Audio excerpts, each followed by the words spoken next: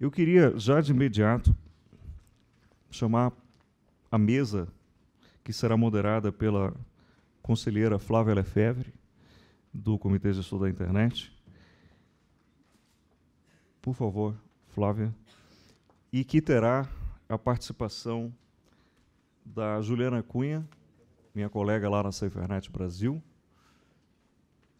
do Murilo Araújo, que é o youtuber do canal Muro Pequeno, e também doutorando em Linguística na Universidade Federal do Rio de Janeiro. Silvana Helena Bahia, do Olab Preta Lab, e a Isabel Clavelin, da ONU Mulheres. Por favor, sejam muito bem-vindas. Flávia, te passo a palavra para conduzir os trabalhos. O tema do painel é Engajando usuários na promoção de uma internet com mais respeito e diversidade no Brasil. Bom dia a todos e todas. Quero parabenizar mais uma vez a SaferNet, que certamente será parabenizada muitas vezes nesse dia, mas é um reconhecimento mais do que merecido, dada a importância do tema, como ficou bem claro agora com essa palestra que a gente acabou de ouvir, e dizer que eu fico muito contente também que o Comitê Gestor da Internet esteja envolvido com essas iniciativas, porque eu entendo que um dos papéis do CGI é se envolver com isso e promover medidas que contribuam para que a internet seja utilizada de uma forma segura, de uma forma democrática e aberta. Queria, só para introduzir aqui a nossa discussão, dizer que a importância da internet para a comunicação, para a liberdade de expressão é indiscutível, mas que, como foi colocado aqui agora, que ela nos impõe a reinterpretação de muitos direitos, de muitas posturas com relação à liberdade de expressão, ao direito de informação. Infelizmente, o poder de alcance da internet e a falsa sensação de anonimato ou impunidade têm amplificado as narrativas discriminatórias e os discursos de ódio. Nesse sentido, são fundamentais as iniciativas públicas, assim como as iniciativas da sociedade civil organizada, voltadas para a educação e conscientização de todos que usam a internet. Mas também as ações do Estado, no exercício de seu poder de polícia, para coibir crimes que, porém, devem ser desenvolvidas com respeito à privacidade e à liberdade de expressão, ou seja, sem vigilantismo arbitrário e medidas de bloqueio e quebra da neutralidade que possam comprometer o caráter aberto e democrático da internet. Por fim, também devemos colocar em pauta, nessa discussão, a questão da governança dos algoritmos, né, que eu reputo muito pouco contemplada hoje nas discussões nas discussões institucionais, porque a sociedade civil discute, as empresas discutem a questão da governança dos algoritmos utilizados pelas grandes plataformas que atuam numa escala absurda, né, de bilhões, alcançando bilhões de usuários, que nos colocam em bolhas, reduzindo a riqueza da diversidade de narrativas que a internet pode nos proporcionar, com um potencial de acirrar posições engessadas, acirrar desinformação e discursos de ódio. Então, feita essa introdução, eu passo a palavra, vou seguir a ordem aqui do nosso programa, e passo a palavra à Juliana. Queria só aproveitar aqui, por falar em bolha, estava me esquecendo aqui de falar, eu, na minha bolha do Facebook, recebi no meu feed de notícias ali um vídeo muito interessante, feito por um rapaz, um jovem, tratando da questão de árabes e judeus, do confronto. Ele mora num local de limite entre onde moram judeus e árabes, e ele lida, entrevista e conversa com pessoas e mostra como o discurso de ódio tem se propagado e como isso está muito baseado nessa questão das bolhas e da desinformação. Mas, como eu estou numa bolha e só eu recebi, eu sugiro que vocês tentem acessar. É um discurso muito bem feito e muito preciso, apesar de muito simples, está no YouTube, Judeus contra Árabes. Passo, então, para a Juliana e agradeço mais uma vez a oportunidade de estar aqui. Obrigada, Flávia. Eu vou só pedir licença para ir ali no púlpito, que eu queria usar o computador.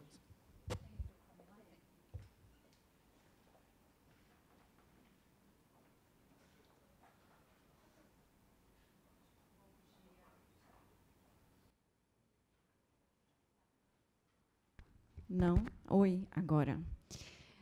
Bom dia a todas e todos. Tenho a missão aqui hoje de compartilhar com vocês a mais recente iniciativa da SaferNet, em parceria com Unicef e Google.org.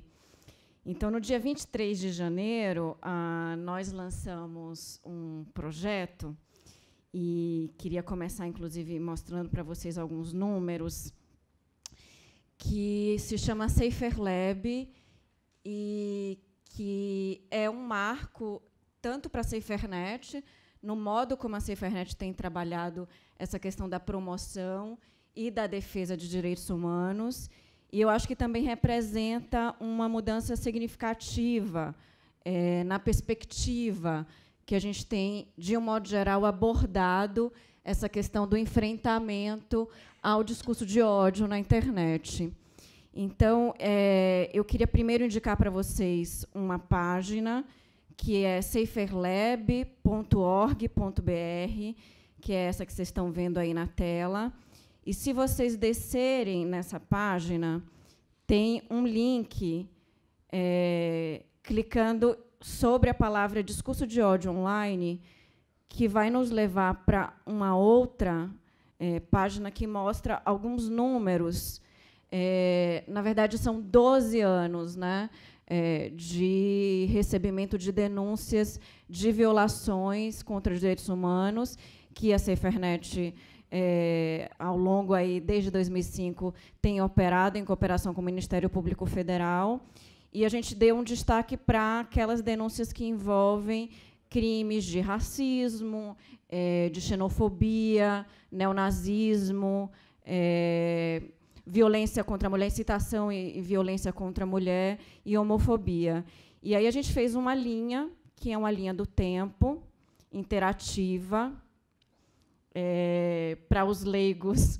Nem sempre é tão fácil. Eu sugiro, inclusive, que a gente pode zerar essa linha desclicando, porque a gente tem todos os tipos de conteúdo aqui, né, as opções de conteúdo.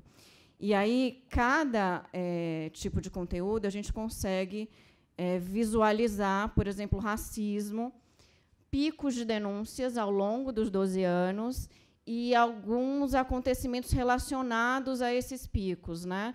Então, a gente tem algumas notícias que mostram exatamente quais são os gatilhos, que perfis podem estar associados a algumas ondas de denúncia na internet, que acontecimentos offline, ou seja, fora da internet, também contribuem para que haja algum tipo de acirramento ou recrudescimento de manifestações de ódio, discriminação na internet.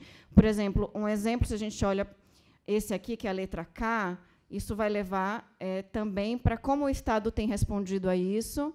E aí a gente tem uma notícia, que é uma notícia que saiu no Jornal Nacional, em decorrência da Operação Intolerância, que aconteceu em 2012, e que mostram exatamente a prisão de 2 suspeitos, que possivelmente são os mesmos, inclusive, que estão envolvidos com uma das denúncias mais recentes envolvendo páginas contendo conteúdo de discurso de ódio. Para quem acompanhou as notícias aí, viu que a gente teve, nessas últimas semanas, uma página que causou um super barulho e que exatamente disseminavam violência contra negros, contra mulheres, enfim, contra homossexuais. Tinha alguns conteúdos de ameaça também a estudantes de algumas universidades, enfim. E isso está aqui de 2012, eles já estão respondendo, já foram, inclusive, condenados em alguns desses processos. Então, eu recomendo que, para quem tem interesse e queira entender um pouco essa dinâmica complexa, acho que vocês viram aí, pelas falas que me antecederam, a complexidade que é responder essa questão, né, do discurso de ódio na internet. E queria também compartilhar essa iniciativa, que é uma iniciativa que eu acho que, de fato, é uma outra perspectiva de pensar sobre a abordagem e também sobre as respostas possíveis, né, de enfrentamento e de promoção também da diversidade na internet. E a gente convidou um grupo de youtubers, um deles está aqui no nosso ladinho, que é o Murilo, e eles fizeram um jogo, enfim, vocês vão ver que é um vídeo que trata de uma outra forma essa discussão que é tão sensível, mas era um jogo que eles tinham que falar um pouco das experiências deles e como é que eles percebem essa questão da discriminação na internet, né, como criadores de conteúdo. Então, eu vou passar muito rapidamente o vídeo para vocês conhecerem também como é que a gente anunciou e lançou essa iniciativa. Um pensamento desse. Meu Deus, o que eu fazia na minha vida? É feminista que fala, não é feminazi. Tá? Acho que a gente precisa pensar se o diálogo vale ou não vale a pena. Vocês querem? A convite do Safer Lab, um projeto que premia com até R$12 mil os jovens que tiverem as ideias mais amorzinhos para transformar a internet num lugar cheio de amor e respeito à diversidade, nós vamos jogar o jogo do Chama Pra Conversa. É um jogo que envolve as maiores tretas da história da internet.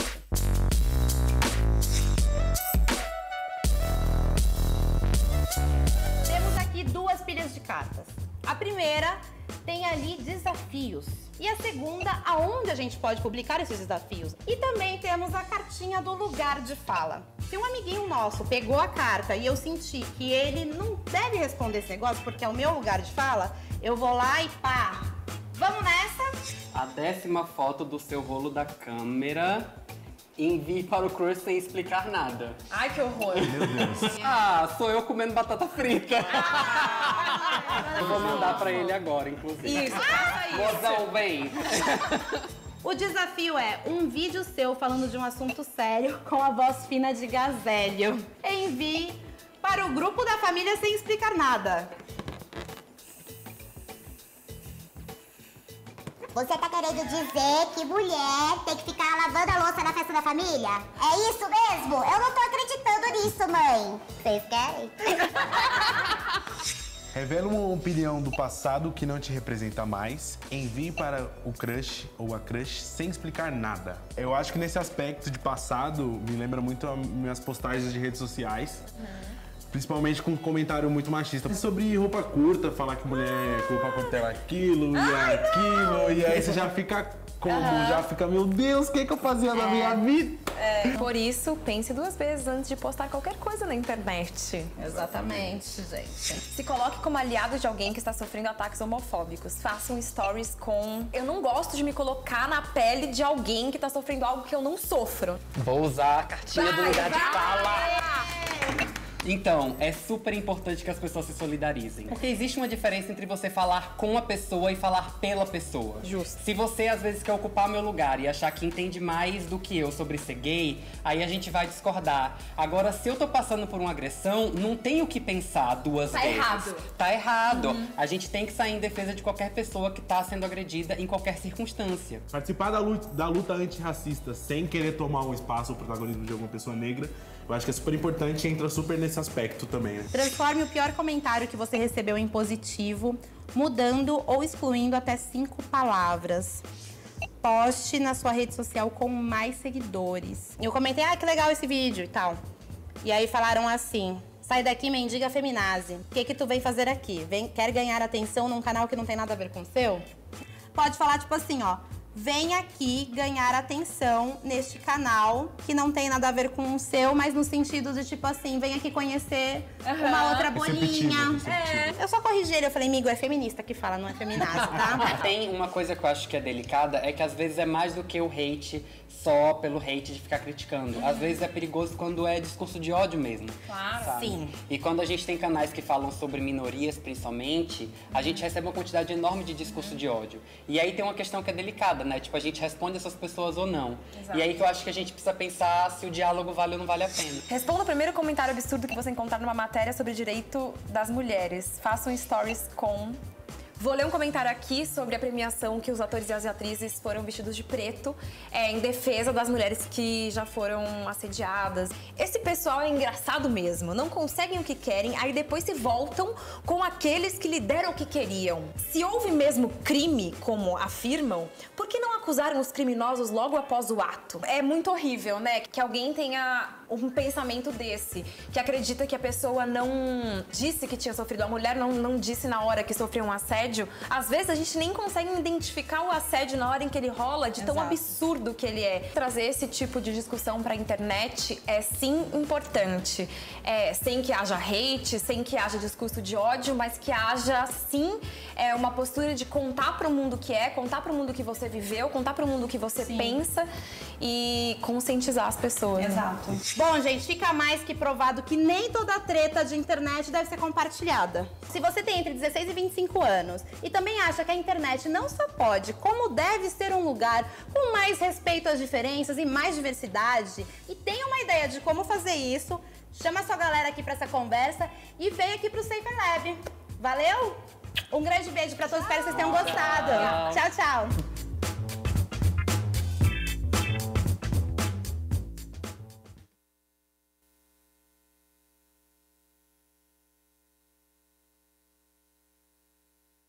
Fechando já aqui.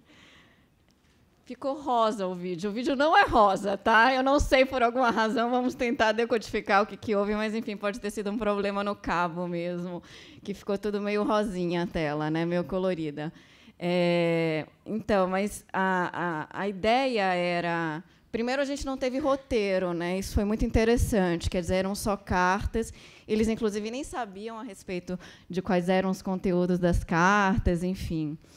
E a ideia era, de fato, favorecer uma conversa, mas especialmente pensando em pessoas que estão produzindo conteúdo de lugares e perspectivas muito particulares, né? O Murilo, inclusive, vai falar um pouco da experiência dele e do quão... porque muitas vezes a gente tem uma perspectiva de pensar o YouTube como um conteúdo, mas é um conteúdo que pode estar, sim, também favorecendo mudanças de opinião, de perspectiva. O Murilo tem um vídeo que é um dos vídeos mais acessados dele, depois ele pode contar, mas é uma informação que eu acho super importante, que ele ficou 6 meses fazendo pesquisa, né, para produzir esse conteúdo. E o Safer Lab quer um pouco fazer um programa, que é um programa de capacity build, mas num formato que a gente possa trazer para dentro desse programa a linguagem da internet, a cultura da internet e também, claro, incentivar vozes aí de jovens que estejam interessados nesse tema, que queiram produzir conteúdo. Então, acho que, para além dessa questão, né, do enfrentamento e da responsabilização, a gente também precisa favorecer incentivar conteúdos que promovam diversidade, que fale de temas que a gente sabe que nem sempre são muito favoráveis para o diálogo, mas exatamente por isso eles são mais do que necessários. Então, um pouco para concluir a minha fala, eu queria voltar para a página para dizer, enfim, que para aquelas pessoas que trabalham com jovens, que tenham interesse em participar, as inscrições estão abertas até final de março. Tem um link para participação. Você pode também ter acesso ao regulamento. A ideia é que a gente possa oferecer encontros. Vão ter encontros tanto offline quanto imersões também em 5 capitais, nas 5 diferentes regiões, mentorias e bolsas em dinheiro para os participantes. E vocês podem dar uma olhada. Tem mais informações no regulamento. A gente também oferece alguns conteúdos que falam um pouco de como é que a gente pode produzir narrativas e algum tipo de conteúdo que, de fato, promova a diversidade, como fazer isso, inclusive informações muito práticas mesmo, muito mão na massa para isso. Então, a gente tem aqui um material tanto para falar sobre discurso de ódio, explicar o que é discurso de ódio, um guia que está muito lindo. Deixa eu só abrir para vocês, porque, de fato, é um conteúdo que ficou muito interessante e que pode ser compartilhado, que é uma espécie de caixa de ferramentas para a produção de contranarrativas. E quem quiser dar uma olhada, é só clicar na página. Bom, acho que é isso. Espera aí que eu já me perdi aqui, mas E também quem é que já está conversando, quem já está participando da iniciativa, alguns materiais, os júris, porque, ao final, a gente vai premiar as 10 melhores iniciativas dos participantes, né, que se envolveram com o projeto.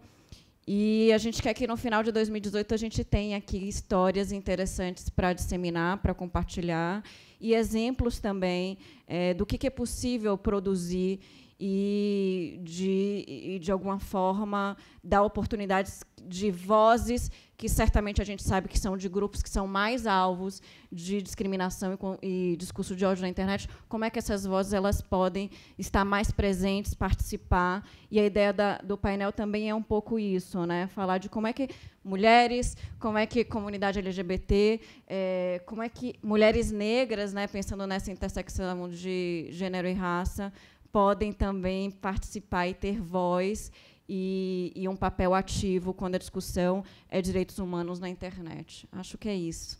Obrigada.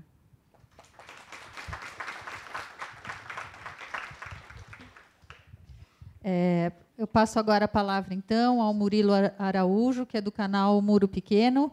Quero lembrar aos palestrantes que a gente tem 10 minutos para cada um. Bom, obrigada. Em primeiro lugar, bom dia a todo mundo. É uma alegria enorme estar aqui nessa mesa bacana, bonita. Agradecer muito ao convite do pessoal do Safer Lab, da SaferNet, tanto para estar aqui quanto para ter participado do vídeo do Safer Lab, que foi uma delícia de fazer. Vou me juntar, vou reproduzir a fala do colega, dizer que é uma sacanagem a gente ter só 10 minutos para poder fazer esse debate, mas acho que a gente tem muita coisa para conversar aí, e é bacana a gente ter esse espaço para poder conversar sobre essas questões. Bom, acho que essa mesa tem uma proposta bacana de falar sobre essa coisa de como a gente pode engajar usuários na promoção de uma internet com mais respeito e diversidade, né? E o trabalho no YouTube é inteiro sobre isso, né?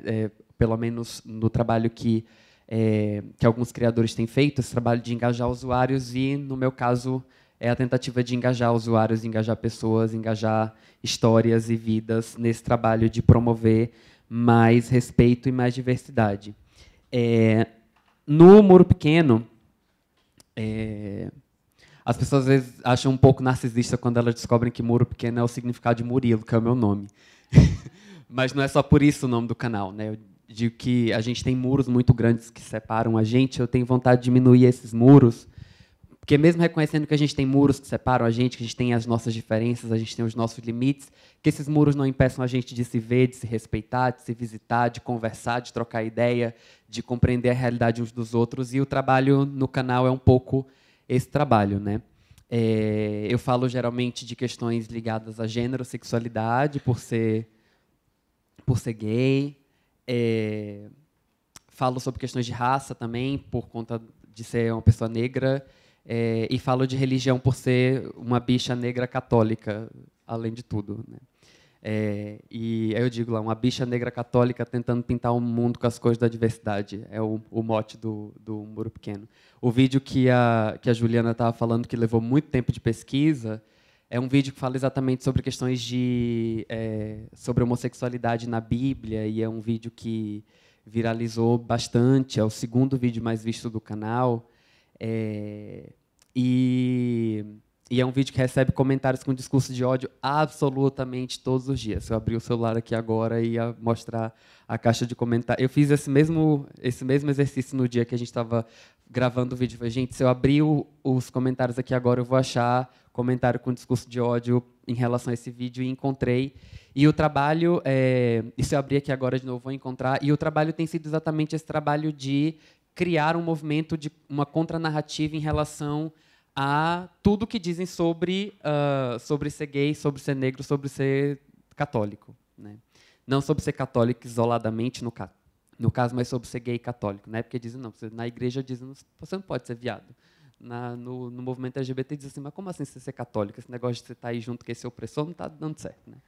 E aí é um longo trabalho, um longo esforço de tomando porrada de todo lado, assim, de criar uma contranarrativa para poder dizer que não é bem assim, não é bem de acordo com o estereótipo, né? Mas aí eu também não vou falar dessas coisas todas, vou deixar vocês com a curiosidade para depois ir lá, se inscrever no canal, deixar o seu like aqui no vídeo, etc. Mas, falando um pouco sobre esse processo de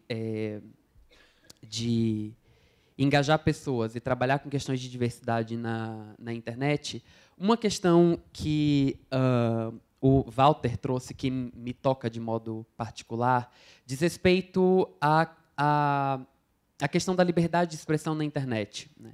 E como que a liberdade de expressão tem sido usada de forma abusiva para a promoção do discurso de ódio, e como que a gente pode encontrar formas de construir contranarrativas ao discurso de ódio na internet. E um dos principais desafios para a construção dessas contranarrativas, eu penso, que é o fato de que o próprio direito à liberdade de expressão não é um direito bem distribuído mesmo na internet, né? E aí uma outra coisa também que o Max trouxe na primeira mesa, acertei o nome? Diz respeito ao fato de que a gente tem aspectos de conteúdo que são importantes, mas que a gente também tem aspectos técnicos que precisam ser pensados, né? E a questão desses aspectos técnicos e dos algoritmos e de todas essas questões que a gente se confronta todo dia precisam ser pensadas também como um elemento relevante na maneira como a gente garante o acesso à liberdade de expressão na internet, como a gente garante a produção dessas contranarrativas. Estou falando disso porque um desafio importantíssimo que a gente tem enfrentado na internet hoje, especialmente enquanto criadores de conteúdo negros, LGBTs, mulheres, em outros contextos, no contexto internacional, por exemplo, narrativas de refugiados, por exemplo. Um desafio fundamental que a gente encontra dentro desses contextos é um desafio que não tem a ver exatamente com o fato de nós estarmos ou não criando contranarrativas. Nós estamos na internet, nós estamos ocupando espaços na internet, nós estamos contando as nossas histórias, nós estamos disputando as narrativas hegemônicas. Mas nós temos algoritmos que mapeiam os nossos conteúdos como conteúdos sensíveis, por falarem de temas tidos como polêmicos e delicados, e por conta dessa marca do conteúdo sensível, os conteúdos eles têm uma circulação restrita, limitada, são conteúdos que não viralizam, são conteúdos que são bloqueados, são perfis que são bloqueados, né?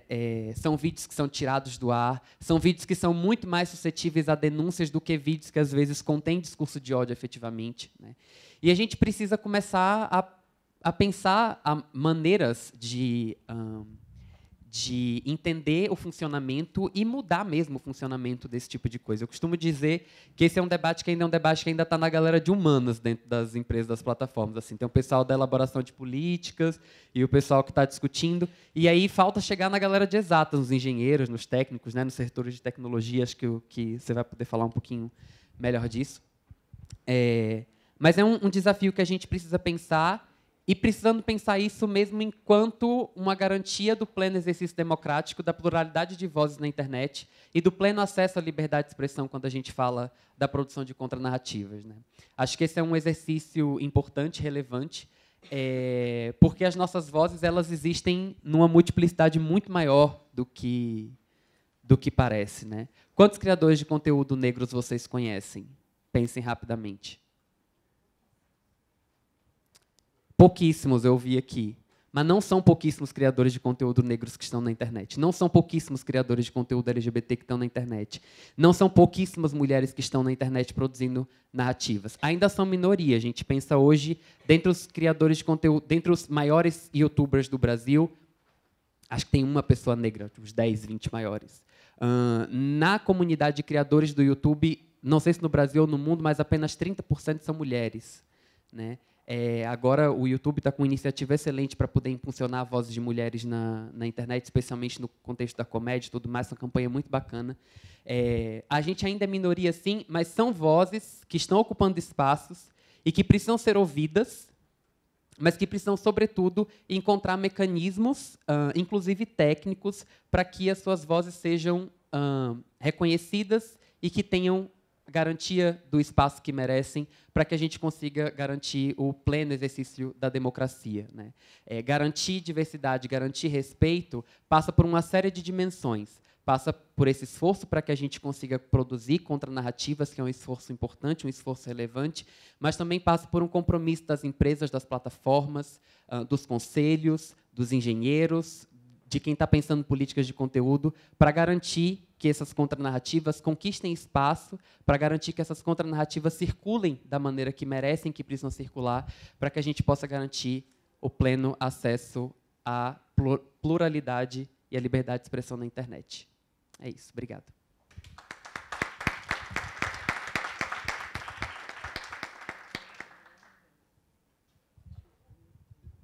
Bom, passo então a palavra a Silvana Helena Bahia, que é do OLAB Preta Lab. 10 minutos.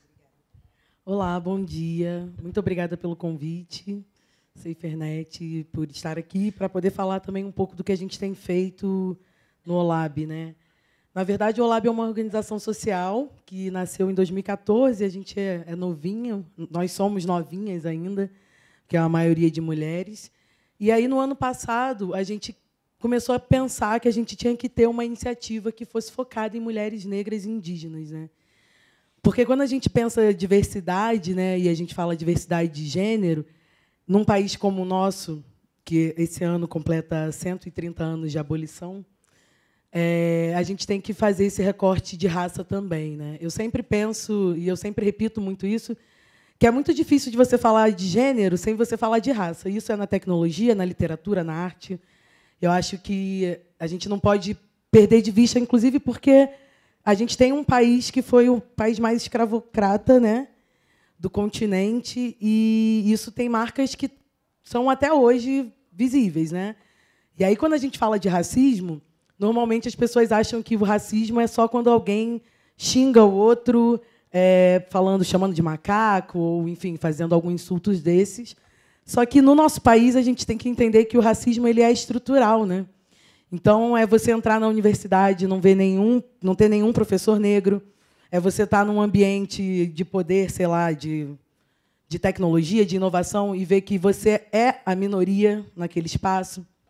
E aí, pensando nisso, a gente, ano passado, lançou a Preta Lab, que, na verdade, surge com muito mais pergunta do que resposta.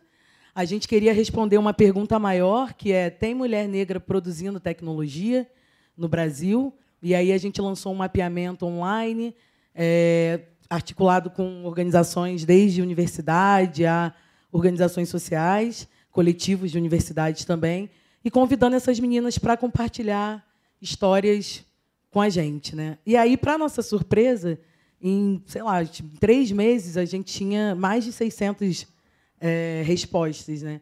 E a gente quis também ampliar um pouco essa noção de tecnologia, porque, quando a gente pensa em tecnologia, vem logo a área de TI, as exatas, né? Só que a gente pensou, cara, o que é a tecnologia hoje, né? Por que a gente também não pode contemplar as pessoas que produzem conteúdo, como os youtubers, as fotógrafas, enfim, as blogueiras? E aí a gente ampliou um pouco essa noção e, para nossa surpresa, a gente teve várias respostas em pouco tempo, de várias regiões do Brasil. E, nesse rolê de ir encontrando pessoas e descobrindo histórias, eu queria citar 2 exemplos aqui do porquê que é tão importante, né, a gente fazer essa discussão. Primeiro, uma coisa que sempre angustiou muito a gente, antes de criar a iniciativa, a gente começou a buscar dados que dessem conta dessa interseccionalidade nesse mundo da inovação e tecnologia. No Brasil, a gente não achou. Então, existem muitos dados com recorte de gênero, o que é muito bom e é importante, mas não com essa interseccionalidade. Então, no fundo, a gente também não é um grande player, né, mas a gente quer impulsionar que os grandes players possam fazer esse recorte nas suas pesquisas. E aí a ideia maior, talvez, acho que da Preta Lab, é inspirar também para que esses projetos possam considerar essas interseccionalidades. E aí uma coisa, né, era falta de dados, e a outra coisa que a gente pensava era que também não tinha referência, né? Porque é isso, como é que você pode imaginar ser alguma coisa que você não vê ninguém parecido com você nesses espaços? Você não imagina. E é uma camada muito subjetiva, mas eu acho que ela é tão importante quanto qualquer outra, né? E aí tem o caso da Maria Rita Casagrande, que é uma das maiores desenvolvedoras, programadoras que eu conheço, que mora aqui em São Paulo, que é uma mulher negra, lésbica, com seus 30 e poucos anos. E a Maria ela trabalha com isso, com programação, há mais ou menos uns 15, 16 anos. E ela, só há 2 anos atrás, teve coragem de colocar no currículo dela que ela era uma desenvolvedora. E aí, tamanha dificuldade de se ver nesse espaço. Aí você pensa, Sil, mas que besteira, por que ela não colocou no currículo dela antes? Porque é difícil se encontrar nesse espaço de se ver, e ainda mais se ver sozinha, né, na maioria das vezes. E aí eu sempre me pergunto, e aí é até uma provocação que eu deixo para a gente pensar, a Maria ela já desenvolveu mais de 30 sistemas, enfim, dentro desse campo, e eu me pergunto, se a Maria Rita fosse um homem branco que estudou na USP e teve todos os acessos da vida, quantos sistemas ela teria que ter desenvolvido para colocar no currículo dela que ela era uma desenvolvedora, né? Então, isso também tem uma importância muito grande e que a gente muitas vezes deixa passar batido. E, às vezes, ontem eu fiquei pensando muito sobre isso, eu até entendo, porque até o crime de racismo ele é até difícil de capturar, muitas vezes. Ele te atinge numa subjetividade tão grande que te deixa, enfim, não te motiva também a querer ir contra isso, né? E aí, pensando muito nessa questão de referência, a gente criou uma campanha no ano passado com 10 mulheres que têm um trabalho relevante no campo das tecnologias, e aí, ampliando bem essa ideia de tecnologia também, as mulheres que pesquisam dados, as mulheres, enfim, que são programadoras, as mulheres que são cineastas, e fizemos vídeos para inspirar outras meninas, né?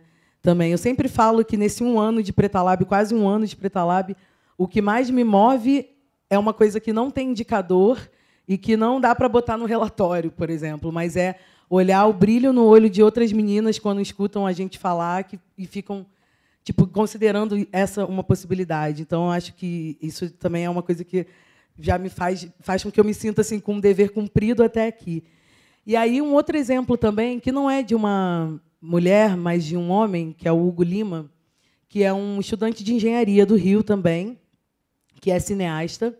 E o Hugo ele começou a criar equipamentos de cinema que são super caros, como Steadicam, enfim, de 15 a 20 mil reais, e que ele não tinha condições realmente de comprar, mas ele começou a criar esses equipamentos com PVC e impressora 3D.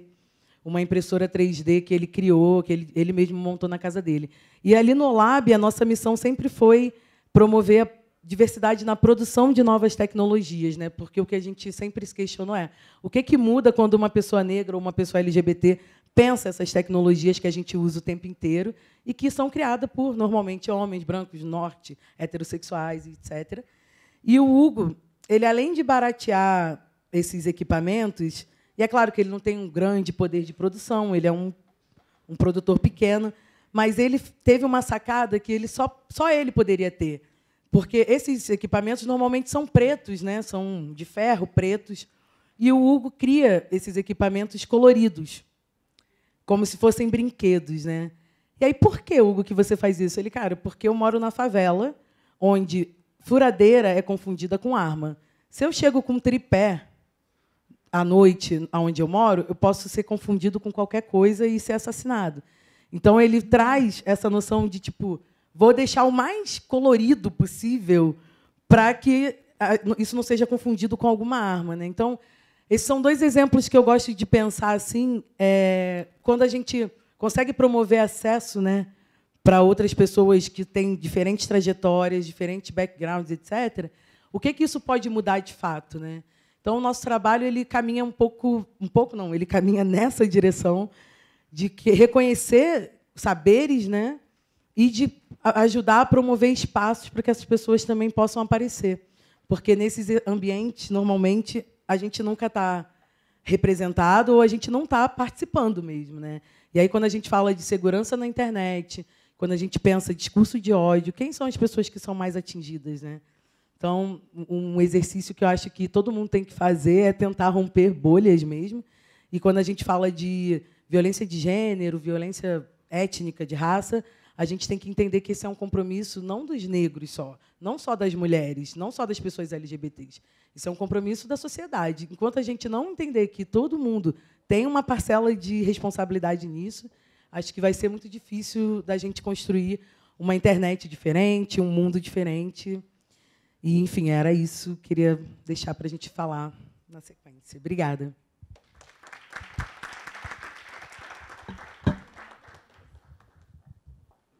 Bom, obrigada. E passo agora para a Isabel Clavelin, da ONU Mulheres. Você vai fazer a apresentação aqui.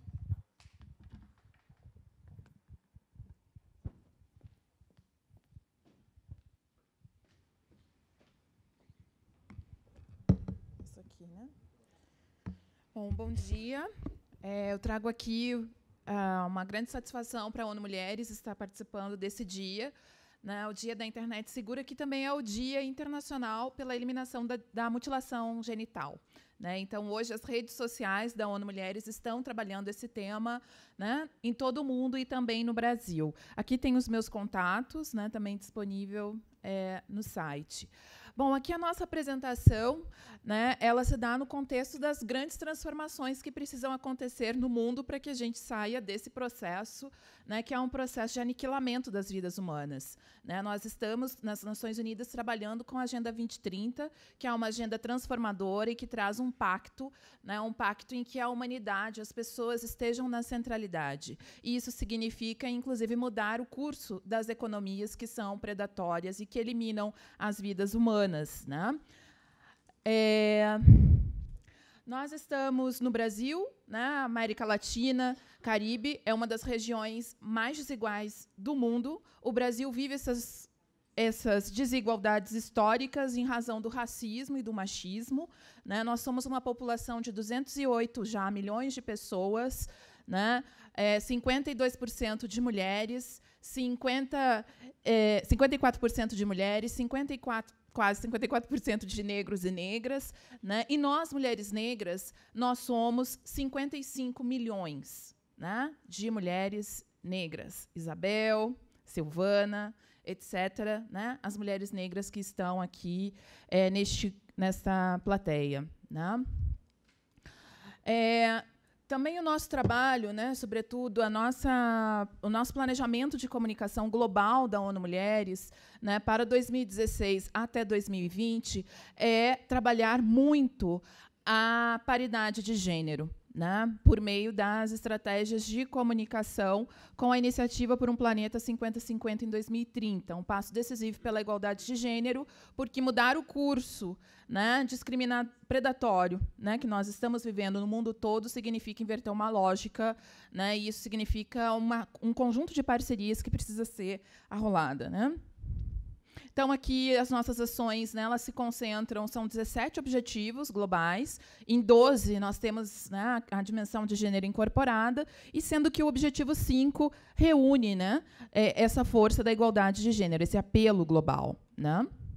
Então, aqui também, né, nós estamos trabalhando com as mídias, né, com o Pacto de Mídia, um pacto voltado para a imprensa, né, para eliminar os estereótipos sexistas, né, e também aumentar o número de mulheres na comunicação. No ano passado, nós realizamos um curso muito importante, né, que foi um curso sobre comunicação, saúde e direitos das mulheres, em que nós tivemos a parceria com o Facebook, né, que também é parceiro deste evento. A Daniele, né, participou muito conosco.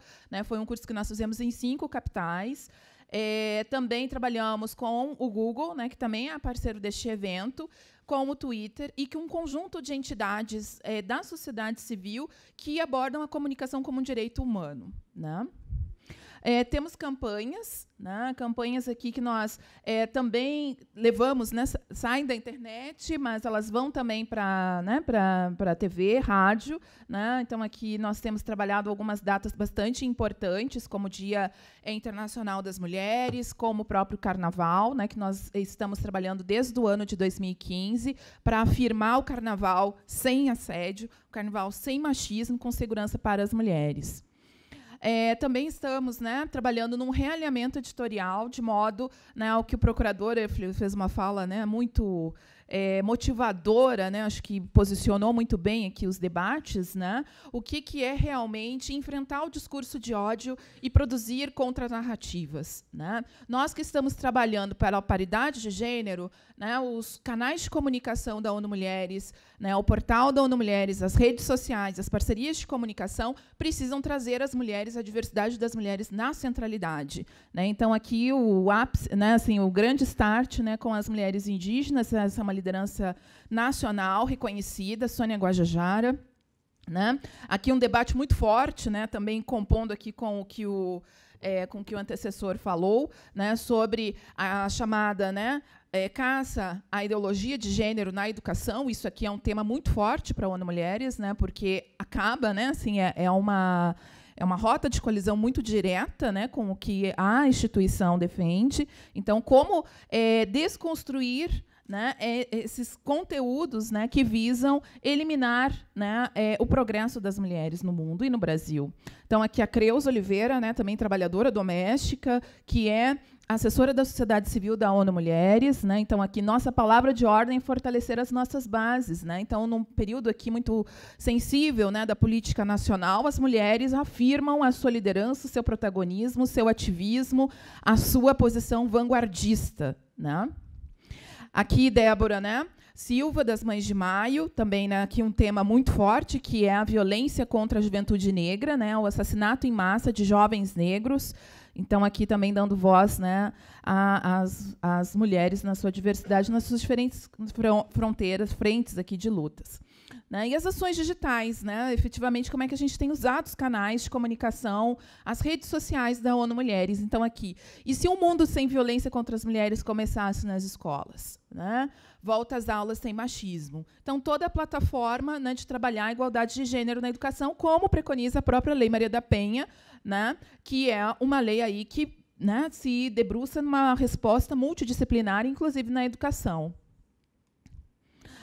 No ano passado, né, nós trabalhamos aqui um conjunto de ativistas, né, então mostrando, né, os diferentes campos que as mulheres brasileiras estão afirmando suas lutas, né, então as domésticas, as rurais, as políticas, as lésbicas, as deficientes, né, de modo que essa visibilidade é uma visibilidade que precisa ser, né, trabalhada nas diferentes frentes de lutas, né?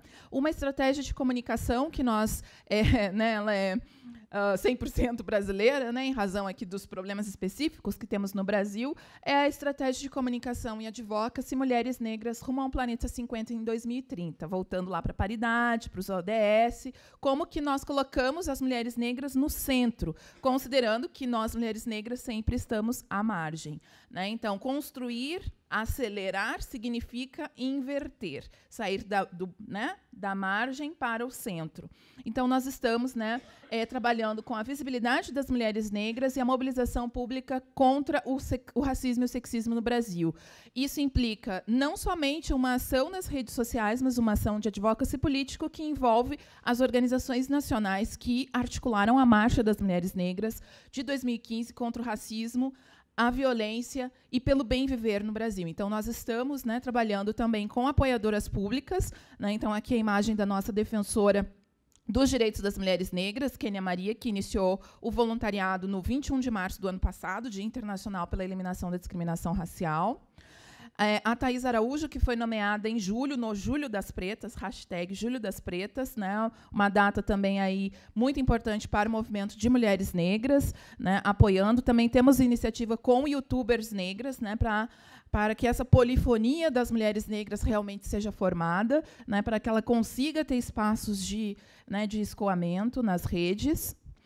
Aqui uma campanha muito importante que nós fazemos aqui, um convite, né, para todas as pessoas que estão nesse evento e para quem está nos assistindo nas redes sociais, Vidas Negras, hashtag Vidas Negras. A ONU lançou em novembro do ano passado essa campanha contra o assassinato de jovens negros no Brasil, que nós sabemos que a maioria são homens negros, né, e esta sociedade é uma sociedade que tem estado indiferente a esses assassinatos, né? 111 municípios no Brasil concentram 50% dos assassinatos dos jovens negros, a maioria no Nordeste, né? Silvana sabe. né? Murilo sabe, nós sabemos, precisamos levar para outras pessoas. Essa é uma causa, né, protagonizada, sim, por pessoas negras, mas ela precisa ser uma causa encampada, né, por diferentes entidades, porque não é possível, né, que nós vivamos, né, essa realidade sem uma ação. Então, nós convidamos, inclusive, todos os apoiadores deste evento para que sigam, né, nós vamos procurar para fazer as interlocuções, de que modo a gente consegue, né, fortalecer essa campanha, inclusive do ponto de vista da justiça, não somente tecnológico, não somente nas redes sociais. Eu tenho um vídeo, como que passa aqui? Preciso de uma ajudinha. É bem rápido. O áudio.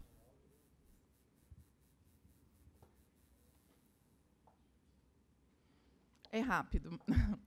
Bom, a Thaís Araújo, defensora dos direitos das mulheres negras, é uma das apoiadoras dessa campanha, né? Esse vídeo teve muitos ataques, inclusive nas redes sociais, em razão do discurso de ódio. Injustamente escolhida. Pode voltar? Escolhida como suspeita quando está parada e como criminosa quando está correndo. Isso tem nome. É racismo. Jovens negros e negras são as principais vítimas da violência e de assassinato. Vai repetir. Oi, a ONU quer falar com você. É sobre vidas negras. Você sabe o que é filtragem racial? Não? E baculejo? Tomar uma geral? Levar uma dura? Você já ouviu falar?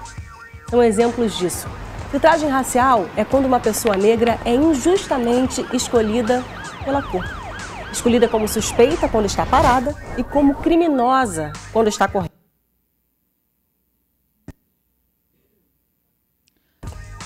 Isso tem nome. É racismo. Jovens negros e negras são as principais vítimas da violência e de assassinatos. E tudo isso por causa da cor. No Brasil, um homem negro tem até 12 vezes mais chances de ser vítima de homicídio que um homem branco. Muitas vezes com o aval da própria sociedade. Chegou a hora de acabar com o racismo que mata milhares de jovens negros todos os anos. Que nossa escolha, de agora em diante, seja pela igualdade de direitos, pelo respeito à diversidade e, principalmente, pela vida. A juventude negra tem que viver sem ser vista como suspeita. E você? Como você me enxerga? Eu sou alguém suspeito ou sou alguém de respeito? É hora de fazer a escolha certa. A gente precisa vencer o racismo. Por isso, eu estou com a ONU na campanha Vidas Negras. Década internacional de afrodescendentes, governos, sociedade civil e você, pelo reconhecimento, justiça e desenvolvimento. Junte-se à ONU e compartilhe essa ideia. Então, aqui uma campanha, né, que aborda justamente o tema que esse país não quer falar, que é o racismo. Tem alguns temas que são temas que esse país não quer encarar de frente, e isso só posterga, né, o afunilamento dos problemas, o aprofundamento, realmente, né, da situação de exclusão que a gente tem. Estamos em campanha, né, com 3 campanhas neste Carnaval, no Carnaval 2018, essa em parceria com o Catraca Livre, né, o Carnaval Sem Assédio, Lugar de Mina é na Pista com Purpurina, porque nós sabemos como as mulheres são interpeladas, né, nos blocos, nas avenidas, né, nos bailinhos. Então, como que efetivamente a gente vai transformando essas mentes e como que nós vamos afirmando direitos e trazendo as pessoas que detêm esses direitos para a centralidade numa perspectiva empoderada, né? Aqui a campanha também é apoiada pela ONU Mulheres, né, é uma campanha de 2018, em parceria com a Secretaria de Políticas para as Mulheres da Bahia, do governo da Bahia, né? Então, aqui a importância também, né, dos órgãos públicos reagirem, fazerem campanhas educativas, né? A nossa campanha, né, que é a campanha da ONU Mulheres, no movimento Eles por Elas, né, o chamado He for She, né, fora do Brasil. Então, também afirmando aqui as mulheres, né, mandando a mensagem para os homens brasileiros para que respeitem as mulheres, né. Então, essas mensagens vão sendo trabalhadas gradativamente. Esse é um GIF, ele é 15 segundos. Opa! Como eu faço? Ah, tá.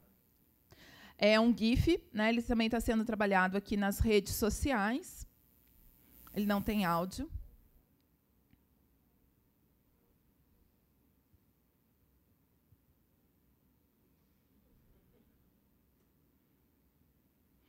né? Então, também convidando aqui os homens presentes e as mulheres também presentes para assinarem um compromisso elesporelas.org, né? E a última mensagem, né, a mensagem da nossa embaixadora, que é a Camila Pitanga, né, reforçando aqui o nosso trabalho para a construção realmente dessa igualdade de gênero até 2030. Nós sabemos aqui que no Brasil, né, o trabalho ele é mais árduo, sim, não que outras nações no mundo já tenham resolvido essa questão, ela é uma questão inconclusa para todos os países, mas nós sabemos, né, como brasileiras e brasileiros, o quanto efetivamente precisamos afirmar os direitos das mulheres na sua diversidade, especialmente, né, mulheres, né, que estão destituídas dos seus direitos. Pode passar o vídeo.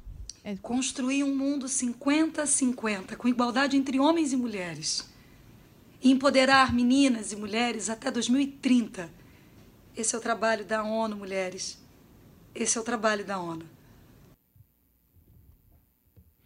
Então, nós convidamos a todos e todas para que se somem a esse trabalho, para que sejam nossas parceiras e parceiros institucionais e pessoais, porque, como chama a Agenda 2030, o lema é não deixar ninguém para trás, e isso significa que todos e todas, né, devem participar e se sentirem convidados para que realmente nenhum direito a menos, né, seja retirado das mulheres brasileiras e das mulheres em todo o mundo. Muito obrigada.